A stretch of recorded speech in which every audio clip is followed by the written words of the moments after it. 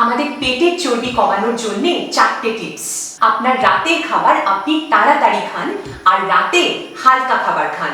রাতের শেষ খাবার আর দিনের প্রথম খাবারের ভেতরে যে গ্যাপ আছে সেই গ্যাপটাকে আপনি বাড়িয়ে দিন। এটাকে বলা হয় ইন্টারমিটেন্ট ফাস্টিং, আর এটাও কিন্তু আমাদের পেটের চর্বি কিংবা আমাদের শরীরের ফ্যাট কমাতে অনেকটাই সাহায্য করে।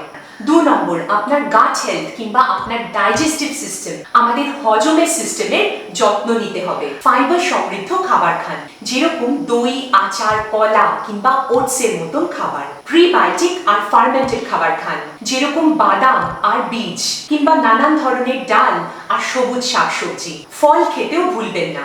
রিফাইন্ড তেল ব্যবহার করা বন্ধ করুন, তার বদলে কোল্ড প্রেসড তেল কিংবা কাচ্চি ঘানির তেল ব্যবহার করুন। আর 4 নম্বর হলো মোবাইল ঘাঁটা কিংবা কম্পিউটার দেখা, আপনার স্ক্রিন টাইম কমিয়ে ফেলুন, যেটাকে বলা হয় ডিজিটাল ডিটক্স।